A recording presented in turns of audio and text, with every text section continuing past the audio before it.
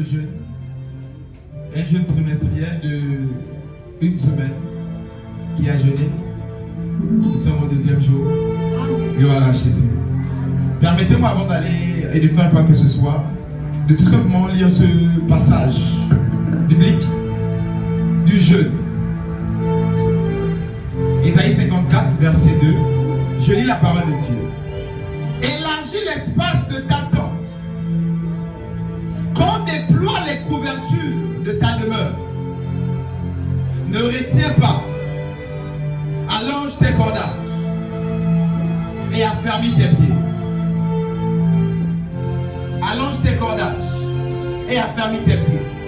La volonté de Dieu en cette saison, alors que nous jeûnons, le but de le terme est d'élargir l'espace de notre temps. Si y en a pour projet, des petits projets, si on était satisfait de notre situation financière ou de l'évolution de l'église, par ce travail spirituel sur la base des Isaïe 54, le Seigneur veut que nous puissions élargir l'espace de notre temps, élargir nos attentes, élargir tout ce dont nous avons. Voilà pourquoi avant de prêcher, j'aimerais que nous puissions prier ensemble. Tu vas lever la main et dire au Seigneur, en cette semaine, élargis tous les domaines de ma vie. Si j'ai trouvé 50 000, élargis. 100 000, élargis. 1 million, élargis. Si ma vie de prière c'était 30 minutes, élargis. Mes heures de jeu c'était 12 heures de temps, élargis. Tu vas commencer à lever la voix et dire, Seigneur, élargis tous les domaines de ma vie. Élève la voix, commence à battre les mains et commence à prier avec moi par rapport à ce jeu. Élève la voix, commence à battre les mains et prie avec moi. Les bras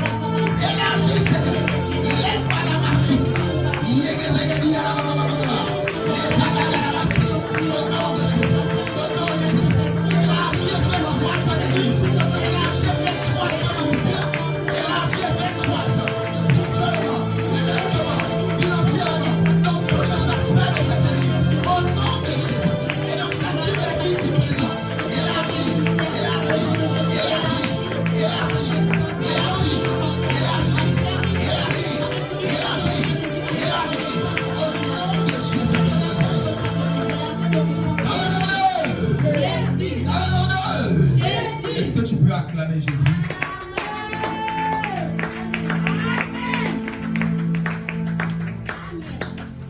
Alors que nous sommes debout, nous allons ouvrir la première lecture cette fois-ci de la prédication de ce soir, du message de ce soir. Luc 8, Luc chapitre 8, 54, 49, 55, je vais dire. 49, verset 55. Luc 8, verset 49 à 55.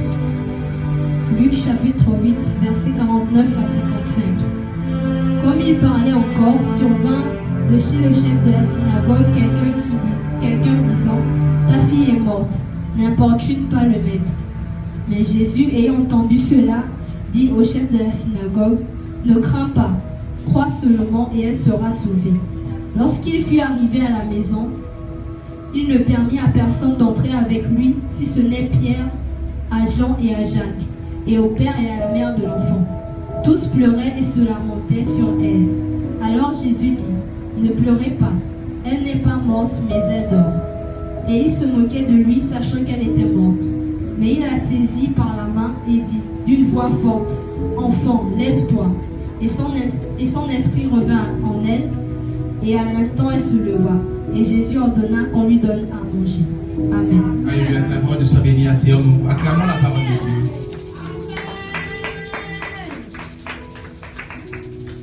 Alléluia. Alors le thème de ce soir s'intitule les pleurnichards. Et avec moi les pleurnichards. Les pleurnichards. Avec moi les pleurnichards. Les pleurnichards. Les pleurnichards. Un pleurnichard est une personne qui pleure à tout propos et à tout moment. Un pleurnichard, c'est une personne qui pleure à tout propos et à tout moment. Je reprends, un pleurnichard, c'est une personne qui pleure à tout propos et à tout moment. Causé notamment de fois par des inquiétudes, la peur, la crainte, la tristesse ou encore des douleurs. Aujourd'hui, parlons des pleurnichards. Je ne dis pas d'abord qu'à la base que toutes pleurs sont des péchés. Parce que la Bible déclare qu'il y a un temps pour toutes choses. Un temps pour rire et un temps pour pleurer. Il y a un temps pour toutes choses. Mais ce dont je parle, ce sont les pleurnichards. Des enfants de Dieu qui pleurent à tout bout de champ. Pleurer ici peut être faire couler des larmes, mais pleurer aussi peut être interne. Ton âme est en train de pleurer, mais physiquement tes larmes ne sortent pas. Mais tu es en train de traîner des plaintes envers l'Éternel. Tu es en train de pleurer, traîner des inquiétudes, des douleurs et des craintes, des peurs face à l'Éternel, face à certaines situations que tu traverses. Et aujourd'hui, l'Éternel m'a envoyé vous parler et dire que dans son peuple, il ne doit pas avoir des pleurnichards. Tu ne m'as pas donné un bon amen. Et de dire que dans son peuple, il ne veut pas des pleurnichards. À compter de ce soir, acclame Jésus, je vais avancer. Acclame Jésus pour cette exposition, je vais avancer.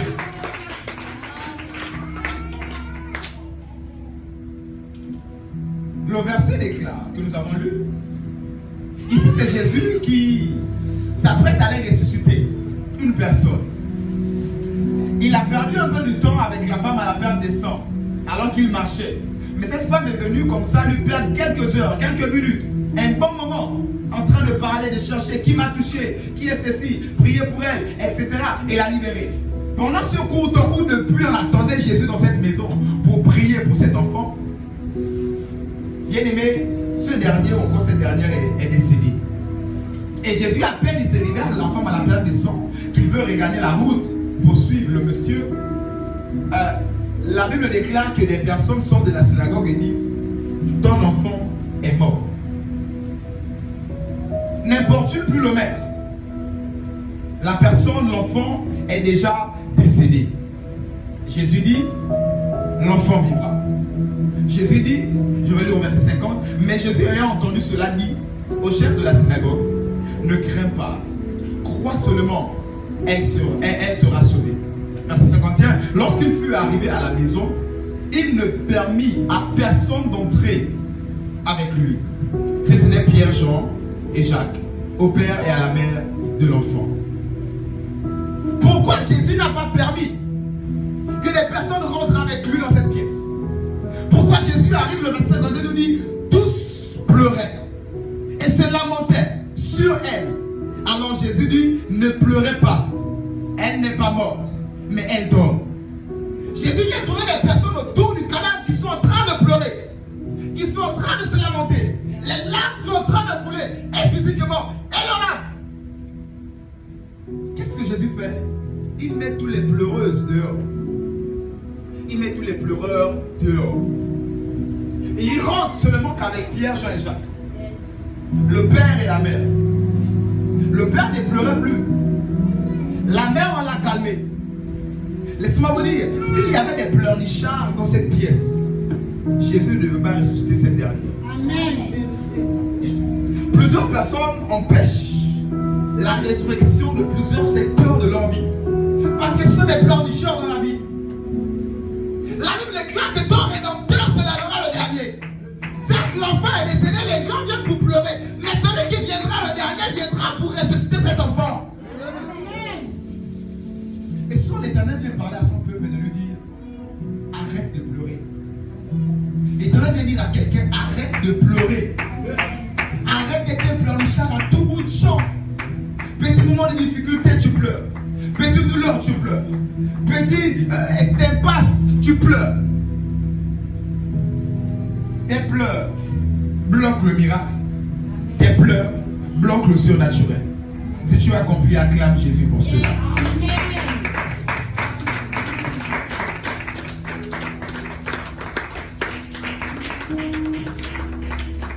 Il se moquait, verset 53, il se moquait de lui.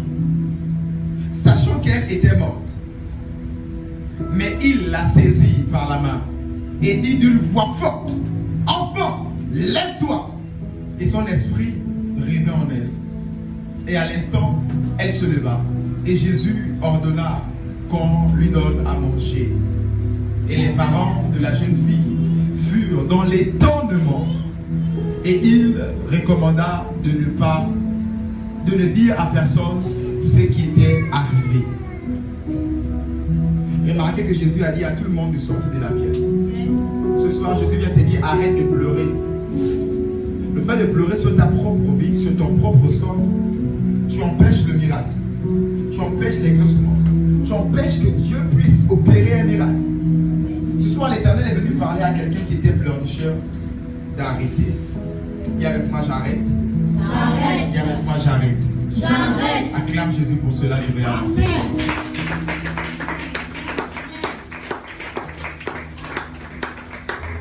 Le verset 51 me permet d'ouvrir une parenthèse ici, où Jésus est seulement rentré avec Pierre, Jean et Jacques.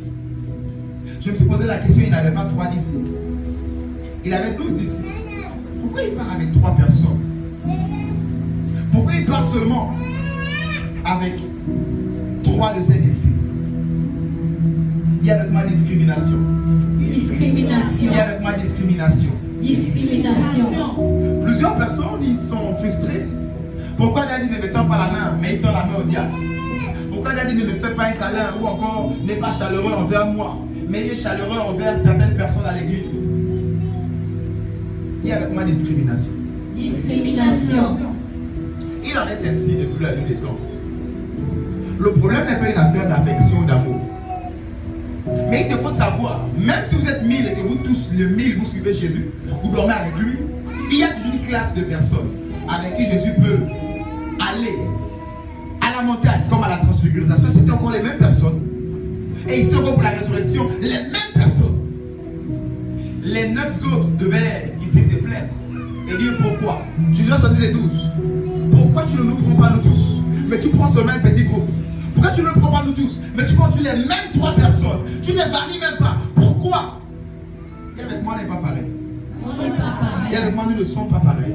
Nous ne sommes pas pareils. J'aimerais ici inculquer à l'église que depuis la nuit des temps, l'église a toujours fonctionné comme ça. Et il y a des personnes qui viennent posséder des démons et qui disent non, pourquoi? J'ai salué la main, tendu la main à Daddy, il ne m'a pas salué, mais à côté il allait saluer l'autre. J'ai fait ceci, pourquoi? Mais pourquoi là-bas il a fait ceci? Ils ne m'aiment pas, ils n'ont pas l'amour. L'église n'a pas ceci. Il y a avec moi arrière de moi Satan. Arrière de moi Il y a Satan. avec moi arrière de moi Satan. Arrière de moi Toi Satan. qui au son de ma voix, je joue cette parenthèse alors que nous parlons des pleurnicheurs. Ne pleurniche pas. Chaque chose à son temps. Quand j'étais avec mon père et que je ne sortais pas avec mon père, quand il allait en mission, alors que j'étais à la sécurité, j'étais dans toutes ces choses-là. Je pouvais me frustrer, je pouvais me fâcher. Mais non, chaque chose à son temps. Et de fois, nous trouvons des personnes immatures dans l'église qui, pourquoi ils me saluent, pourquoi ils ne me saluent pas, pourquoi ceci, pourquoi cela, ouais, pourquoi le diacre parle avec une catégorie de personnes et ne parle pas avec ceci. C'est pas pour dire de ne parler pas avec tout le monde. Alléluia. Mais pour vous dire que dans l'église, depuis la nuit des temps, ça a toujours été comme ça. Alléluia. Amen. Acclame Jésus si tu as compris. Amen.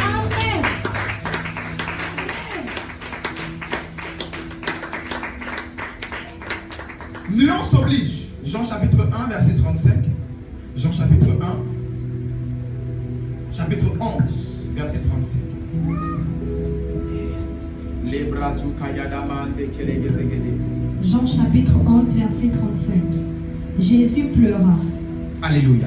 Amen. Ici, nous avons en face de nous le verset le plus court de la Bible, qui est Jésus pleura. Jésus a pleuré. Dis avec moi, Jésus a pleuré. Jésus a pleuré. Jésus a eu à pleurer. Jésus pleura, oui. Mais pourquoi dans cette histoire Jésus a pleuré? C'est cela la bonne question. Quelqu'un peut dire, bon, moi je peux me permettre de pleurer. Jésus lui-même il a pleuré. Pourquoi Jésus a pleuré?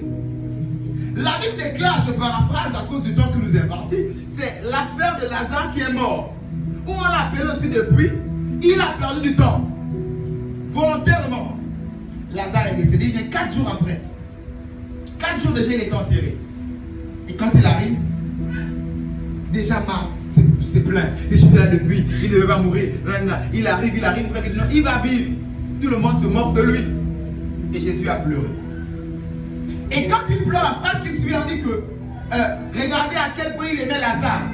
Il pleure à cause de l'amour qu'il avait pour Lazare. Dis avec moi, c'est faux. C'est faux. Parce que s'il aimait Lazare, depuis, il devait se hâter de venir. C'est-à-dire, s'il pleure par amour parce que Lazare est parti, il devait depuis se hâter et il ne devait même pas permettre que Lazare ne meure. Yes. Oui. Et voilà ici, Jésus pleura. Pourquoi Jésus a pleuré? Jésus a pleuré, c'est tout simplement face à leur incrédulité. Yes. Amen. Il n'a pas pleuré parce que Lazare, parce que lui-même il savait que Lazare devait vivre. Comment il va encore pleurer? C'est comme ça que tu as vu dans un décès. Toi, tu sais que la personne qui est morte là, quand tu vas arriver, la personne va vivre. Tu vas encore pleurer pourquoi? Jésus n'a pas pleuré parce qu'il l'aimait, c'est-à-dire que parce que Lazare était mort. Non. Parce que c'est lui qui venait pour le ressusciter. Depuis mon chemin disait c'est ici, je m'en vais là pour le ressusciter.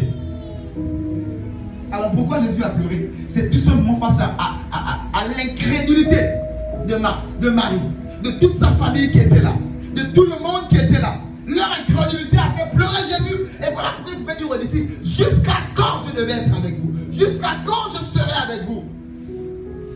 Et comme ça, Jésus dit à plusieurs personnes, jusqu'à quand? Et il pleure parce que tu doutes. Il pleure parce que tu pleures. Il pleure parce que tout le temps tu es en train de pleurer. Il ne pleure pas parce que ta situation lui fait mal. Non, non, non, mais parce que de pleurer, tu n'arrives pas à croire. Mais parce que tu pleures. La résurrection ne peut pas arriver. Quand il y a des pleurs, là où Dieu doit faire un miracle, bien aimé, laissez-moi vous dire, il n'y aura pas de miracle. Quand il y a des doutes, là où Jésus doit faire un miracle, il n'y aura pas de miracle. La preuve, il est allé à Nazareth, là où lui-même il a grandi. Il n'a pas pu faire un miracle. Parce qu'il doutait. Les signes des pleurs, ce sont des signes des doutes aussi, par moment. Alléluia. Et avec moi à partir de ce soir, À partir de ce soir, le Dieu de mon Père, le Dieu de mon Père me libère des pleurs. me libère des pleurs. Au nom de Jésus. Au nom de Jésus. Célèbre Jésus pour cela. Célèbre Jésus.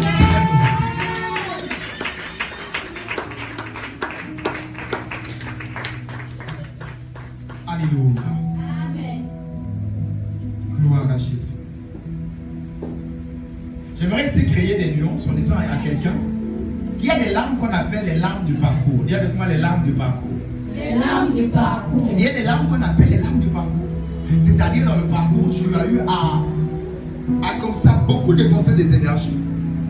Et puis ça t'est arrivé de pleurer. Pas parce que tu as douté, mais à cause du parcours. Le parcours est tellement long, le fait tellement difficile. Seigneur, qu'est-ce qui est en train de se passer? Et ces genres de larmes ne sont pas des larmes de doute. Ce genre de larmes ne sont pas des larmes d'incrédulité. Mais ce sont des larmes du poids de la charge de la mission. Jésus à Gethsemane a pleuré. Il était à genoux, il a déclaré même que sa sueur, ces larmes sont devenues des grumeaux de sang.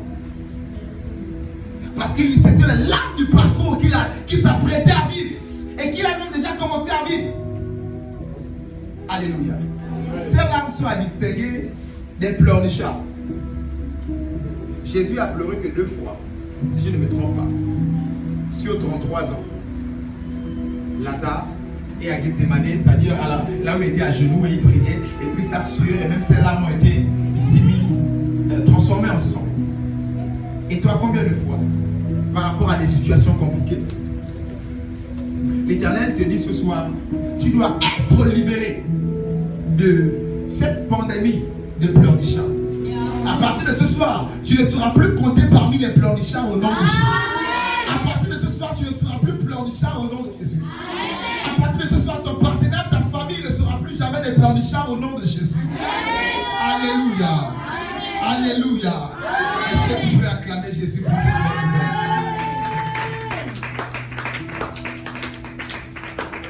Deutéronome 34, verset 8. Deutéronome chapitre 34. Au verset 8.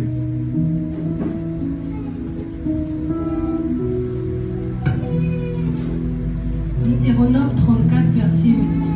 Les enfants d'Israël pleurèrent Moïse pendant 30 jours dans les plaines de Moab. Et 16 jours de pleurs et de deuil sur Moïse arrivèrent à leur terme. Amen. Alléluia. Amen. Deutéronome 34, au verset 8, la Bible déclare, 8 à 9, pas au 9. Verset 9. Josué, fils de Nun, était rempli de l'esprit de sagesse quand Moïse avait posé ses mains sur lui. Les enfants d'Israël lui obéirent et se conformèrent aux ordres que l'Éternel avait donnés à Moïse. Alléluia. Amen. Les enfants d'Israël pleuraient Moïse pendant 30 jours dans les plaines de Moab. Et ces jours de pleurs et de deuil sur Moïse arrivaient à leur terme. J'ai eu à rencontrer des personnes, des hommes comme des femmes, qui ont eu à perdre une personne chère de leur vie. C'est normal de pleurer. Et même pleurer, là encore, il faut gérer tes pleurs. Ton mari est chrétien, né de nouveau, il est mort, tu ne vas pas te rouler au sol. Beauté comme d'autres font. Il se jette au sol. Non. Tu sais où est ton mari. Ou tu sais où est ton parent qui est né de nouveau. S'il faut voter, vote pour ton parent qui est un ganga qui n'a pas accepté Jésus. Vote, parce que lui, tu ne vas plus jamais le voir. Et qui n'a pas accepté Jésus. Mais une personne qui est née de nouveau, comme à l'église par exemple, si on a perdu quelqu'un, on est maintenant en train de se rouler au sol. On vote, on fait ceci. On en soulève maintenant le pasteur. De vous en moi. Et avec moi, c'est pas normal. C'est pas normal. Voilà quand même, voici Moïse est mort. Ils ont pleuré pendant 30 jours. Et la nuit quoi? Le jour de leur pleurs est arrivé à leur terme. Et après ils ont fait quoi? Ils ont suivi ici Josué, c'est bon. Et je viens ici pour dire, comme je disais, j'ai rencontré des personnes qui ont perdu des pères, des mères, qui ont perdu, c'est des situations très compliquées, je vous assure. Les mots me sont faits pour les réconforter. Mais à un moment donné, il est temps de se ressaisir.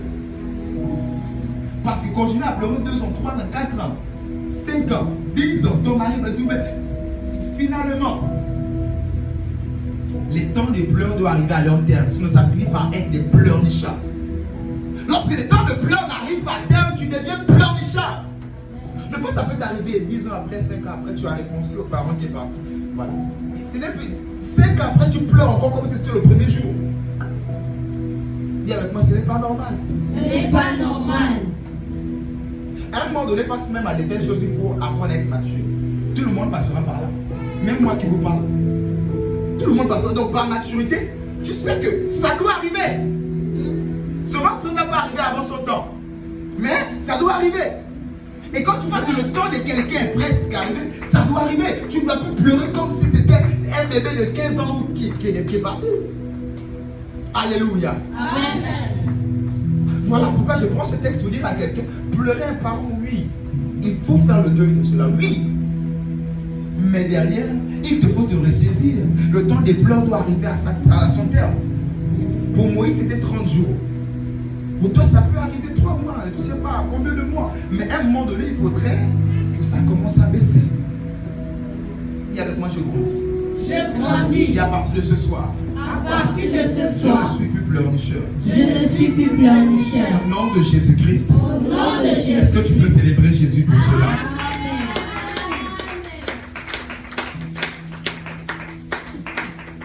J'aimerais ici dire à quelqu'un, on ne pleure pas les héros, mais on les célèbre. Yes. On ne pleure pas les héros, on les célèbre. Un moins de Dieu, un pasteur meurt. Il faut pleurer quand même civilisé. Hein? Pleure quand même civilisé. L'autre, ça faisait comme ça. Elle ne veut pas que les larmes enlèvent le maquillage. Ça fait maintenant, ça dit les larmes doivent retourner. Ah, Jésus. Hein? Pleure quand même civilisé. Un point de Dieu est parti, ou bien un frère et une soeur, on se ressaisit. Si les païens pleurent comme ça, qu'on laisse les eux ne savent pas là où la personne est partie. Mais nous, on sait qu'on va se revoir. Yes. On va se revoir. Yes. Donc rester et pleurer derrière, des fois, ça devient une arme du diable. Oui. Rester même beaucoup pleurer derrière, ça devient une arme du diable. Pleure un temps, ressaisis-toi. Plus le temps approche, arrange. Nous savons venir, calme-toi, c'est bon. C'est bon. Viens avec moi, c'est bon. C'est bon. Ce soir, l'Éternel est venu libérer quelqu'un. Même si tu as perdu un parent, il est temps que tu sors des pleurnichards, des pleurnicheries là. Il est temps que tu sors de cela. Respecte la mémoire. Pense-y de quoi. Tu peux mettre une photo, oui, mais plus à pleurer comme si c'était le premier jour ou le deuxième jour. Alléluia. Sois libéré de ces choses au nom de Jésus. Sois libéré de ces choses au nom de Jésus. Acclame Jésus pour cela.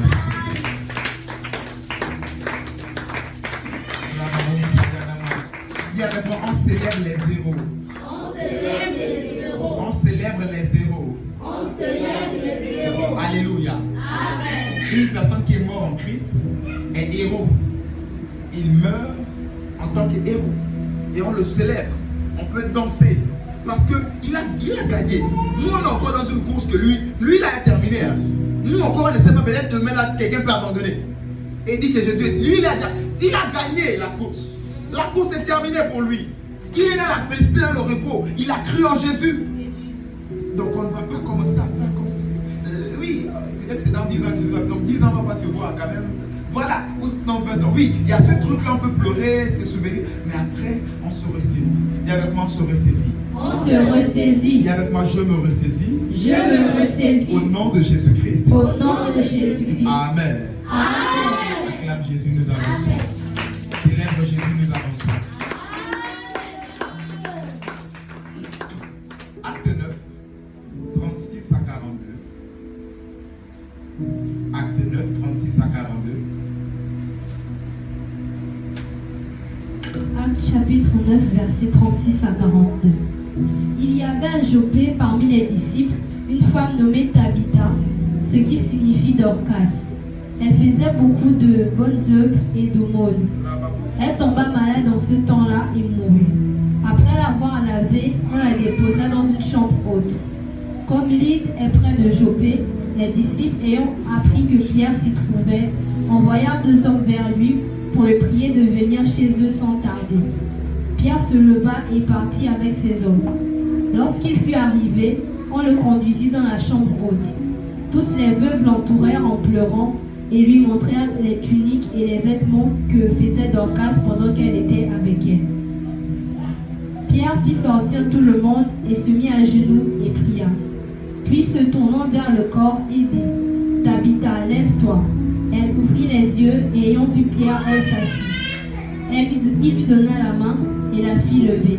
Il appela ensuite les saints et les veuves et la leur présenta vivante. Cela fut connu de tout Jopé et beaucoup crurent au Seigneur. Amen. Alléluia. Voici cette histoire de la résurrection de Tabitha qui s'appelle Dorcas. Alléluia. Elle est décédée. On l'a lavée, on l'a posée dans une chambre haute. On attendait que Pierre vienne faire la prière juste pour aller en l'enterrer. Mais la tête là que Pierre arrive, il trouve des veuves autour d'elle, des personnes autour d'elle, en train de pleurer, de prendre ses habits. Oh là, elle avait fait ceci, elle avait fait cela, en train de pleurer, comme vous connaissez ici là. Au Gabon, c'est comment d'autres font. Chacun avec son serviteur, oui, oui, bon, oui, oui. Tout le monde est en train de pleurer. Et dans cela, la Bible écrit au verset 40 qui attire mon attention. Pierre fit sortir tout le monde. Pierre fit sortir tout le monde. Pourquoi Pierre n'a pas ressuscité Tabitha en présence des pleureuses et en présence des pleureurs? Je vais attirer ton attention en te disant encore une fois, Jésus veut ressusciter ici la petite fille. Il fait sortir les personnes qui pleurent. Ici, Pierre de même veut ressusciter Tabitha. Il fait sortir les pleureurs. J'aimerais dire à quelqu'un, elle pleurnicha, arrête la main de Dieu. Elle pleurnicha, bloque le miracle.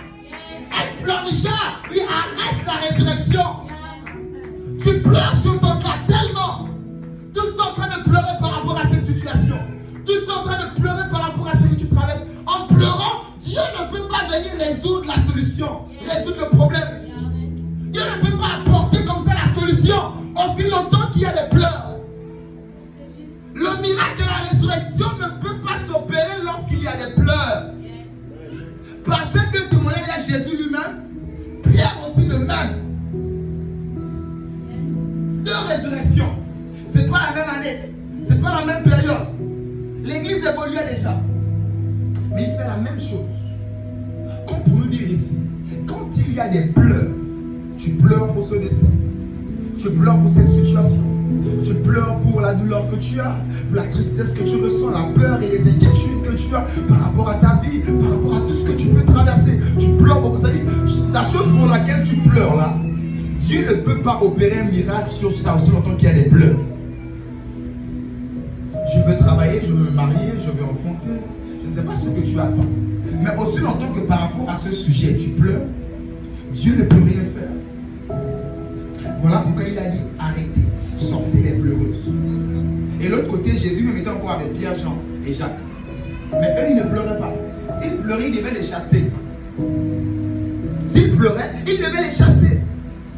Ici, je vais dire à quelqu'un, arrête, à partir de maintenant, ne pleure plus par rapport à ta situation. Elle peut être difficile, comment? Arrête de pleurer. Le fait de pleurer arrête la main de Dieu. Le fait de pleurer bloque l'action des anges et du surnaturel en ta faveur. La Bible déclare, il est écrit, permettez-moi de le chercher. Matthieu 6, verset 27, que vos inquiétudes, vos pleurs n'ajoutent même pas un coup d'œil à votre durée de vie sur terre. Pourquoi alors pleurer? Vos inquiétudes, vos pleurs, tout ce que tu peux connaître là. Parce que les inquiétudes sont les larmes de l'âme. Les inquiétudes, tu n'es pas en train de pleurer seul, mais l'âme en train de pleurer. La peur de même, les larmes ne sont pas en train de couler, mais ton être intérieur en train de pleurer. Par la peur, par les inquiétudes, par la douleur, par la tristesse qui est interne. Oui, pleurer, ce n'est pas seulement les larmes physiques. Il y a des larmes invisibles que l'âme fait couler.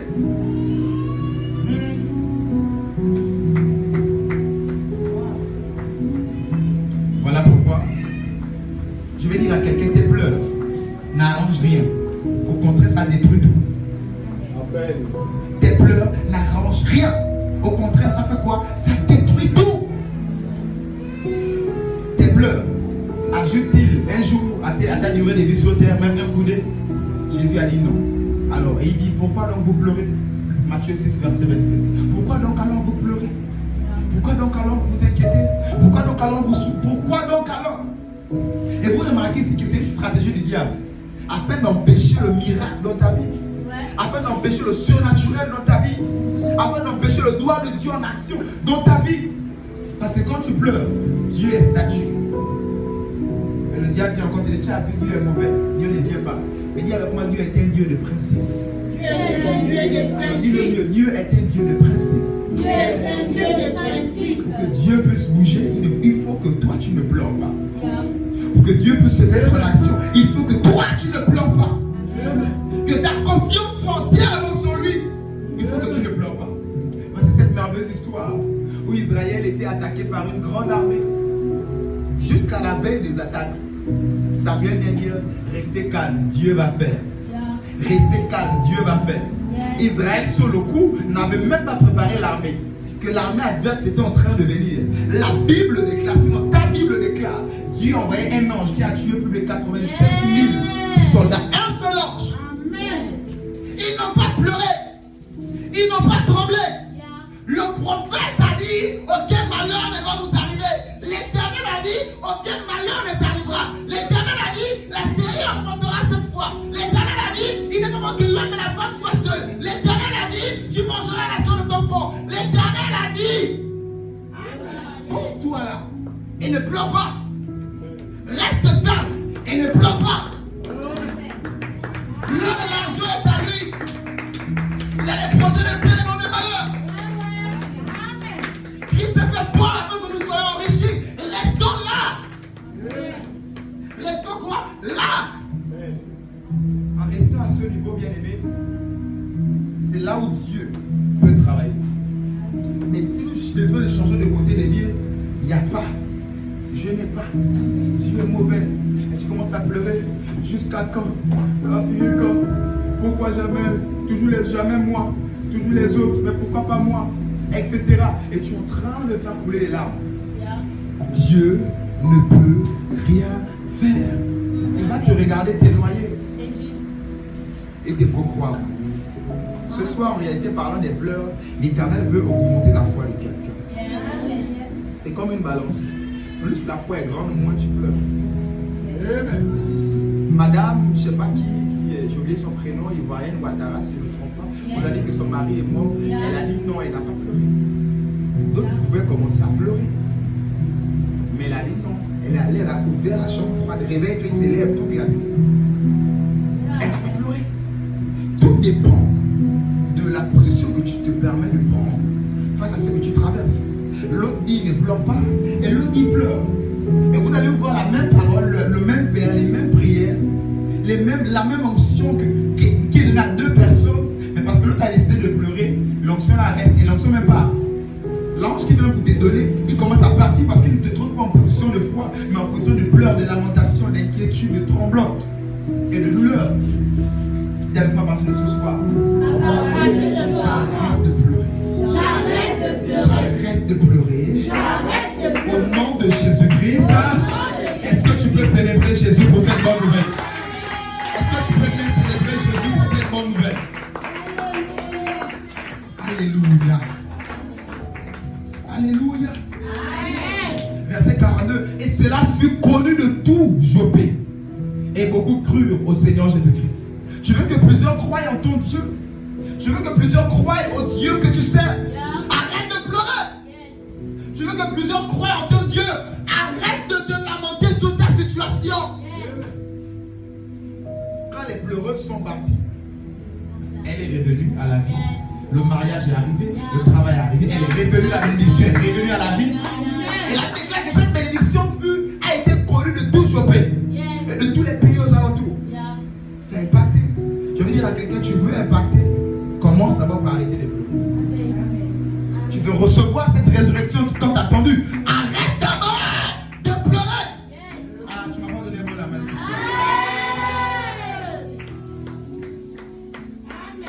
Alléluia. Alléluia. Amen. Pour impacter ton monde, arrête de pleurer. Mais la meilleure encore, c'est d'être éloigné des pleurnicheurs. Tabitha a été éloignée des pleurnicheurs. C'est là où elle est revenue.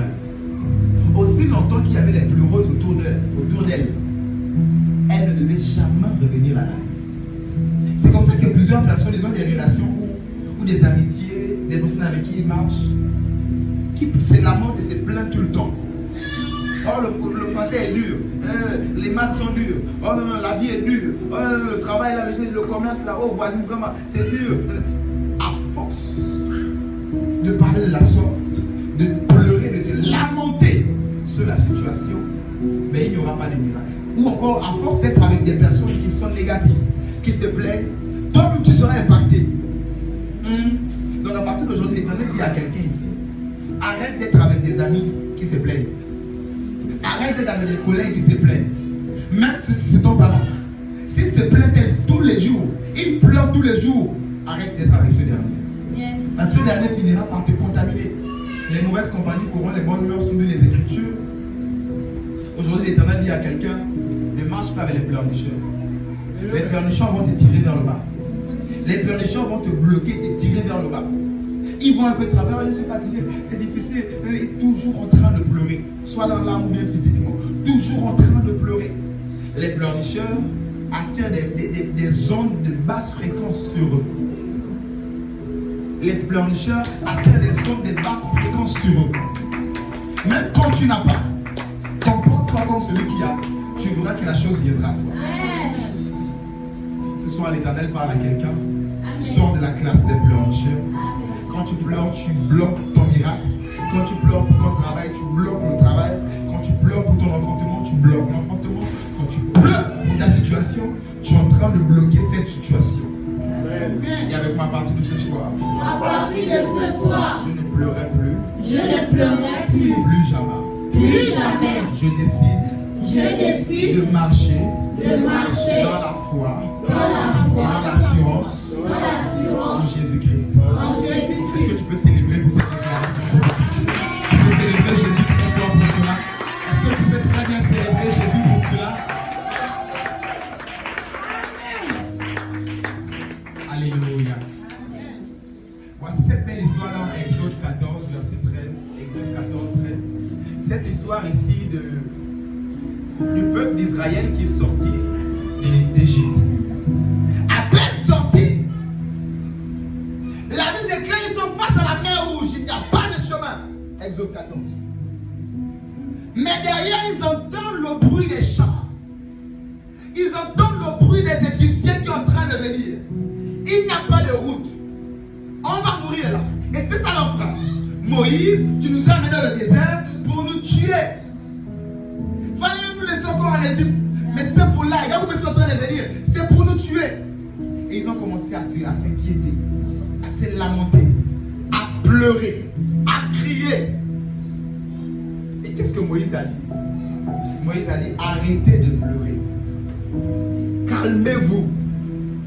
Sortez des pleurs. Restez à votre place.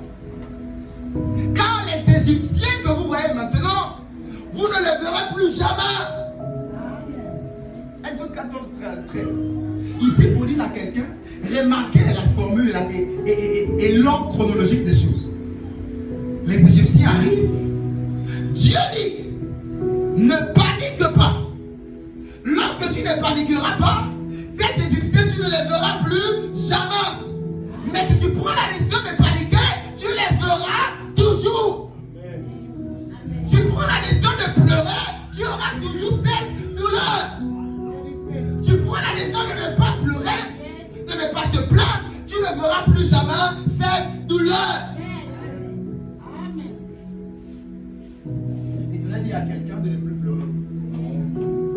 Tes pleurs font en sorte que tu puisses voir ici les Égyptiens tous les jours. Encore. L'oppression tous les jours. Les difficultés tous les jours. Le propre de l'homme, c'est qu'il veut d'abord voir pour arrêter de pleurer. Il veut d'abord voir l'argent entre ses mains pour dire je suis riche. Et moi, ça ne se passe pas comme ça. Ça ne se passe pas comme ça. La loi de l'esprit, elle est celle-ci, c'est que il te faut d'abord au préalable avoir les dispositions spirituelles, mentales. Et l'argent viendra physiquement. La guérison viendra physiquement. Le mari viendra physiquement. La femme viendra physiquement. La situation va se résoudre palpablement. Mais bien avant, il te faut d'abord rester alors que tu entends les chars qui sont en train de venir. C'est pas le film, c'est la réalité. Ils arrivent dans les épées pour nous tuer. Mais qu'est-ce que dit l'Éternel? Restez à vos places. Ne vous inquiétez pas. Ne pleurez pas. Restez calme.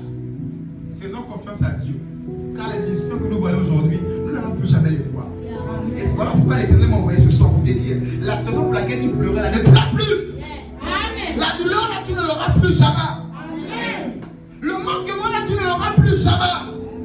La situation là que tu voyais, que tu vivais, tu ne la vivras plus jamais. Viens avec moi, à partir de ce soir, je ne pleurerai plus. À partir de ce soir, je ne pleurerai plus. Viens avec moi, à partir de ce soir, je ne vais plus pleurer. À partir de ce soir, je ne vais plus pleurer. Au nom de Jésus-Christ. Au nom de Jésus-Christ. Vous les pleurs. Vous les pleurs. Lâchez-moi. Lâchez-moi. Au nom de Jésus. Au nom de Jésus. Célèbre Jésus pour cela.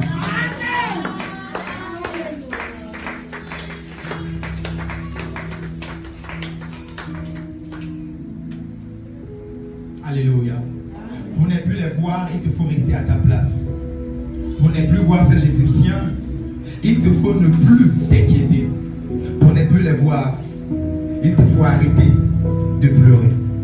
Comme je le disais en Matthieu 6, 27, tes pleurs ne peuvent pas t'ajouter un seul coudé sur ta durée de vie sur terre. Tes pleurs ne peuvent pas résoudre la situation. Pourquoi alors prendre la décision de pleurer? Voilà pourquoi en sécuriste, la première loi c'est que quand il y a un problème, on dit quoi? Ne paniquez pas, restez calme. Ne pleure pas, restez calme. Oui, parce que quand tu cries, là, la voiture est en train de se noyer, est-ce que la voiture va remonter? Non. Par contre, en restant calme, ça te permet de réfléchir, ouvrir la porte, tout casser, trouver des choses pour casser et sortir. Mais en criant, en paniquant, rien ne peut être résolu. Alléluia. Rien ne peut être arrangé. Alors ce soir, il te faut, au nom de Jésus-Christ, arrêter de pleurer. Mais malgré l'oppression qui arrive derrière ces Égyptiens, tu prends la décision, je ne vais pas pleurer. Certes, je sens, ce sont des chars qui arrivent, j'entends. Mais je fais confiance à Dieu. Je ne pleure pas. Et en réalité, c'est dans cette tranche, là où d'autres pleurent, d'autres ne pleurent pas, c'est là où Dieu voit ta maturité spirituelle. C'est là, la petite tranche là que Dieu voit. Est-ce que tu vas pleurer ou pas? Est-ce que tu vas ou pas? C'est là où Dieu regarde, est-ce que ce dernier est mature ou pas? C'est là où Dieu va juger. Et ce soir, alors que nous sommes au culte d'enseignement, l'Éternel L'éternel veut amener quelqu'un à maturation, de faire grandir quelqu'un, de ne plus pleurer. Là où le diable veut que tu pleures, tes larmes ne vont pas couler. Tes larmes vont couler dans la présence de Dieu par adoration, pas par souffrance, pas par plainte. Parce que tu l'aimes, parce que tu reconnais encore son amour et sa fidélité envers toi. Tu ne mérites pas ces choses et tu réalises la grâce que tu as. Et par reconnaissance, ça peut t'arriver de pleurer. Ne pas pleurer parce que il y a l'oppression et tu n'arrives pas à garder le calme. Viens avec moi, plus jamais ça. Plus jamais ça. Viens avec moi, plus jamais ça. Plus jamais ça. Philippiens 4, verset 6 à 7 me dit, Philippiens 4, verset 6 à 7, ne vous inquiétez de rien, mais faites connaître vos besoins à Dieu par les prières, les supplications, avec des actions de grâce. Et la paix de Dieu qui surpasse toute intelligence gardera vos cœurs en pensant en Jésus-Christ. Ici, pour dire à quelqu'un, Paul écrit aux Philippiens en leur disant ne vous inquiétez pas. Et faites connaître vos besoins à Dieu. Alléluia. Lorsque tu prends la décision de t'inquiéter, tu ne donnes pas ton besoin à Dieu, mais tu prends toi-même tes besoins. Et tu t'inquiètes avec ça. L'enfant, tu es en train de t'inquiéter parce que c'est entre tes mains. Il y a des personnes qui ont les enfants entre la vie et la mort, ils sont calmes. Les parents vont venir dire ici, en sens que tu as attendu l'enfant, voilà pourquoi tu es calme. Non, non. On est calme parce que la vie de l'enfant entre les mains du Seigneur. Mon écriture ne va rien arranger. Au contraire, je vais même libérer des ondes négatives. Mon écriture va libérer des ondes négatives qui ne vont rien aider l'enfant. Par contre, ma foi permet aux anges d'agir. Ma foi permet au doigt de Dieu de se mettre en action. Ma foi permet à Dieu d'agir en ma faveur au nom de Jésus-Christ. Amen. Éternel veut aider cette église. Éternel veut t'aider en te disant, ne pleure plus.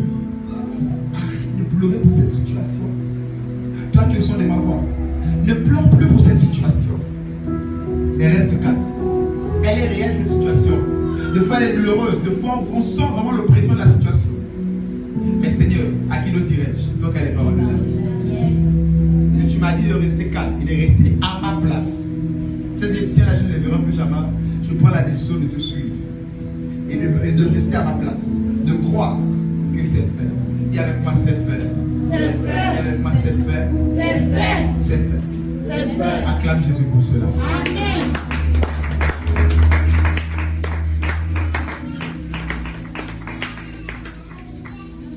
Et cette attitude de pleurnicherie là, ça peut être transgénérationnel. Le père était pleurnicheur ou la mère était pleurnicheur. L'enfant aussi devient pleurnicheur. C'est comme ça qu'il y avait une dame qui s'appelait Malila. Elle était pleureuse, d'après son histoire. Elle pleurait beaucoup. Malila, ça veut dire pleureuse. Mamie Malila, maman Malila. Voilà. Donc, elle passait tout son temps à pleurer. Pour toi, tu vois, elle pleure. Tu pars, elle pleure. Tu l'amènes à manger, elle pleure. Et d'après les histoires, c'est une histoire réelle, c'est la grand-mère de mes filles ici. Mamie Malila. On l'amène à manger, elle pleure. Elle va, oh, je pleure, ça fait longtemps que je t'ai vu. Voilà, oh, je pleure, tu as peut-être. Tu voulais manger, je pleure. Pour tout, elle pleure. Alléluia. Amen. Et ça peut être transgénérationnel. Que le parent était pleurnicheur. Et ça déverse sur l'enfant. Ce soir, nous allons te libérer de cela au nom de Jésus. Amen. Et ce soir, tu seras libéré de ça au nom de Jésus. Célèbre Jésus car c'est la soirée de ta libération. Par la connaissance, par la parole, par la connaissance, par la parole. C'est la soirée de ta délivrance au nom de Jésus.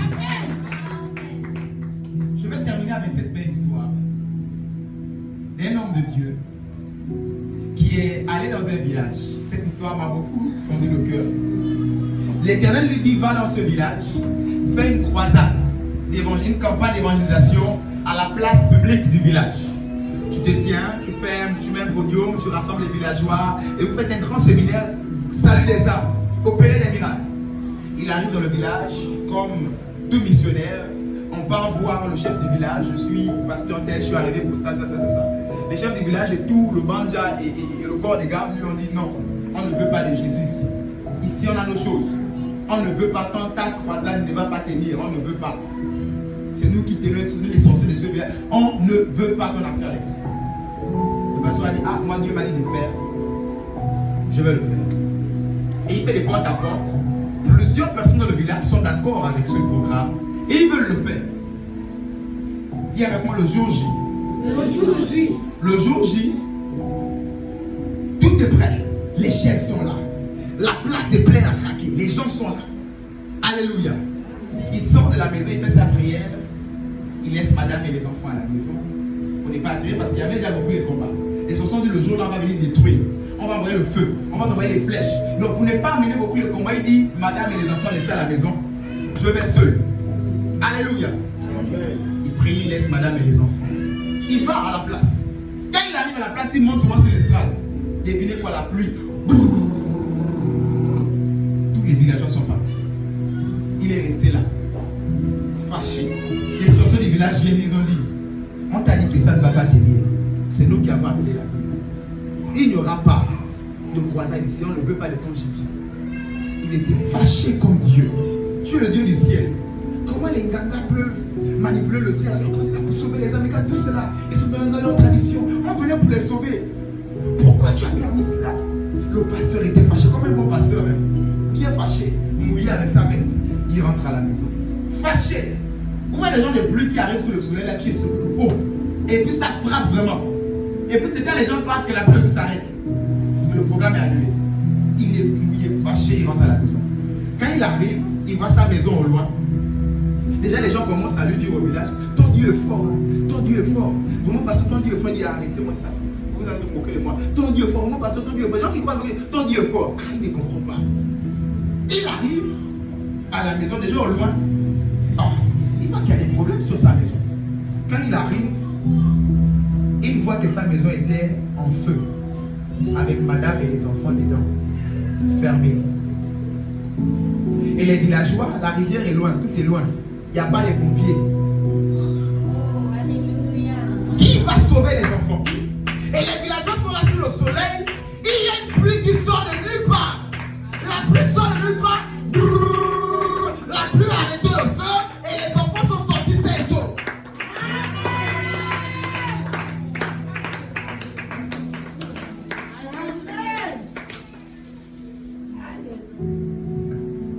Il pouvait pleurer depuis là-bas. Tu es mauvais. Mais il arrive à la maison, les voisins disent que pasteur, on ne comprend pas, ton Dieu est vivant. On ne sait pas là où la pluie est sortie bizarrement. Et quand le feu s'est aussi arrêté, la pluie est partie.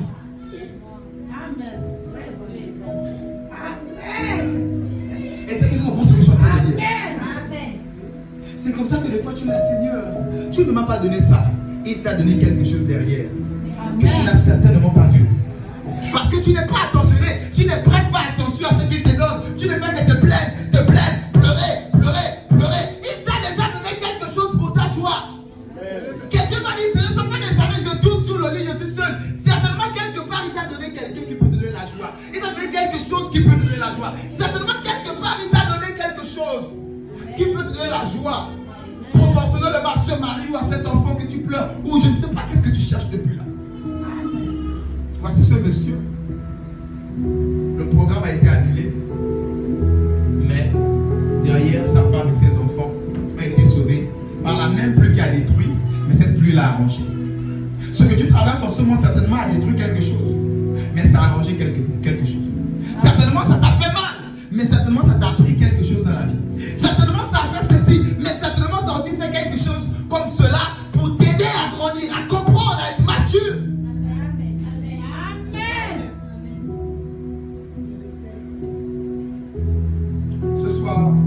J'aimerais dire à quelqu'un, arrête de pleurer. Tes pleurs ne vont rien changer. Voici, malgré qu'il a pleuré, c'était douloureux, mais il est arrivé, il a célébré Jésus. Là où tu es en train de pleurer, là, il y a certainement peut-être un sujet à côté qui peut t'amener à célébrer. Je vous assure, la vie, c'est une grâce. Il y a des gens qui meurent pour une grippe. Comme je disais dimanche, une petite morsure.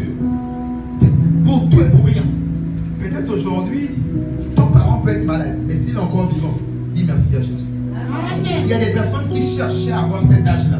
Ou même rien que la vie, là, avec la douleur, je préférais la douleur, mais qu'il reste en vie. Je préférais encore ceci, mais que voilà. Ne vois pas ce que tu as. Parce que le travail du diable, c'est de te montrer ce que tu n'as pas et te faire pleurer. Mais vois ce que tu as. Je vous assure. Je suis tout le temps en train de dire au Seigneur, mais je sais, c'est quelque chose. Je vous assure, quand je m'assois avec des pasteurs qui ont commencé 5 ans avant moi, 3 ans avant moi, 1 an, 2 ans avant moi, jusqu'à 5 ans avant moi, 6 ans de fois même, Ils n'ont pas ce que nous on a. Mais des fois, je suis là, Seigneur, voilà, Seigneur. Je ne peux pas vous le cacher. Enfin, je ne vais pas vous cacher quelque chose que moi je ne vis pas. Et des fois, je dis, Seigneur, fais quelque chose. Il y a des fois plusieurs chaises vides, un peu comme ce soir. Fais quelque chose, fais ceci, fais cela. Il y a des églises qui passent par des moments pire que cela. Un pasteur, il y a un dimanche, je sors de l'église, il m'appelle un frère à moi. Pasteur, madame et chez la belle famille, elle est retournée. Le bailleur nous a chassés. L'église est fermée. En parlant des papiers de l'église à le recensement, je n'ai même pas encore fait. Il avait tous les problèmes comme ça. Samedi dernier, il est passé devant l'église, on se salue. Il a vu l'église. Ah, le pasteur, j'aime bien. Quand il dit encore que bientôt, on a fait nos deuxièmes, il m'a dit, oh, un inquiet, c'est tout ça là. Moi, j'ai dit que tout ça, moi. Là, c'est encore petit. Comment tu dis tout ça? Mais, par rapport à lui qui a 5 ans même devant moi, ils sont encore sous l'engagement. Moi, l'engagement, c'était peut-être quelques mois. Après, on est parti. Est-ce que je comprends? Vous comprenez? Mais nous, on est là devant, on dit non, Seigneur, on va ici, voilà, les chats sont. Mais il y a des personnes qui sont dans le pire que nous. Pire, les églises même, il y a fermé. Le pasteur est compliqué. Et je dis, mais Seigneur, merci. Moi, j'ai travaillé, tu m'as dit d'arrêter de travailler. Mais je ne suis pas mort, j'ai toujours quand même ma petite forme. Oui, mais il y en a qui sont compliqués. Des problèmes comme ça, c'est les rois de Dieu, c'est les pasteurs. Et de fois, si tu ne mets pas une pause pour réaliser ce que tu as, tu suis en train de voir, je n'ai pas, les chaises sont vides, je suis en train seulement de voir, je n'ai pas. Des fois, mets une pause. Pour arrêter de pleurer, mets une pause. Et regarde à ce que tu as. Peut-être que tu n'as pas de mari, mais regarde à l'enfant que tu as. Peut-être que tu n'as pas d'enfant, mais regarde le mari que tu as. Peut-être que tu n'as pas ceci, mais regarde à ce que tu as. Tu as toujours quelque chose que Dieu t'a donné afin que tu puisses être ton choix. Il y a quelqu'un qui cherche tes pieds là, tes mains. Peut-être qu'il y a le cou bloqué comme ça. Il y a quelqu'un qui cherche quelque chose que tu as là actuellement. Mais tu es souvent en train de voir, je n'ai pas cessé. Et tu es en train de pleurer, Dieu est fâché. Pourquoi tu pleures? Il y a une personne qui n'a pas de bouche, qui n'a pas ceci, qui est au coma peut-être depuis une semaine, qui est entre la vie et la mort. Tu es vivante, tu pleures pour un travail. Tu es vivante, tu pleures pour quelque chose. La vie déclare si tu n'es pas fidèle dans les petites choses, Dieu ne peut pas t'établir dans les plus grandes. Et ta fidélité des plus petites choses, c'est déjà commencer à réaliser tout ce qu'il t'a déjà donné, tout ce qu'il t'a déjà quoi donné. J'étais allé d'ailleurs même nous avons un séminaire cette fin de mois, je suis invité à un séminaire de 3 jours et je suis le seul orateur. J'étais dans cette église avec mon fils. Et quand je suis sorti de là, ironiquement, je lui pose des questions. Quand je suis mes enfants, je pose des questions ironiques afin de savoir qui est avec nous. Et je lui ai dit, mais là, nous sommes partis là. Tu as vu comment ils ont mis une nouvelle église. Et nous, on a commencé la même période. La même période. Le même jour même d'ailleurs. Parce que c'était le même jeudi, on était ensemble. Et on s'est séparés. L'église est née un jeudi. Soit à partir de 18h comme ça. C'est là où tout a commencé. Et lui aussi, il a commencé là. J'ai dit la même période, le même Dieu, le même Jésus. Je suis apôtre, il est prophète. Mais lorsque tu vas à l'église, c'est compliqué. C'est compliqué. Mais quand on vient ici, ou à la fois il est venu me trouver à la maison, je suivais le culte comme là, et le lendemain je suivais le culte d'aujourd'hui à la télé, j'étais sur le canapé. Il est arrivé à 7h, on a resté là, on avait mangé des gâteaux là, on a raconté et tout cela. Et il disait à un autre serviteur de quitter, il disait, tu as vu mon frère à l'excellence et tout cela. Alors on suivait le culte hier à la télé et tout cela. Et je lui dis, bah, au fait, c'est encore petit. Il n'y avait même pas 50 personnes, c'est encore petit. Il n'y a encore rien. Et tout cela. Mais lui, il cherche ça. Est-ce que vous comprenez? Ce que tu es en train de te plaindre, il y a quelqu'un qui cherche ça. Ce que tu as là. Et l'église, c'était compliqué. Il n'y a pas de chaise, il n'y a pas ceci, il n'y a pas de barbe, il n'y a pas ceci, il n'y a rien de tout cela. Et même pour le programme, c'est nous qui avons prêté notre vieux baffe là. Pour lui donner, pour lui qu'il fait le programme avec ça, les 2 micros, tout ça. Ici, pour dire à quelqu'un, ce que tu te plains là, tu dis non. On l'a rempli, on se plaint tout le temps. Mais il y a quelqu'un qui pleure, notre vieux baffe qui est dans mon bureau là-bas posé, qui pleure d'avoir ça. Et des fois, c'est très important que une femme ait un frère. Stop. Et dit, Seigneur, merci pour tout ce que tu m'as donné. Merci pour les enfants que tu m'as donnés. Merci pour le travail que tu m'as donné. Peut-être qu'il n'est pas 2, 3, 4, 5 que je voulais. Mais s'il y a déjà 1, il y a déjà 2, il y a déjà ceci. Merci pour cela. Amen. Alléluia. Est-ce que tu peux acclamer Jésus pour ça? Lève-toi, nous allons prier. Acclame Jésus. Acclame Jésus, lève-toi, nous allons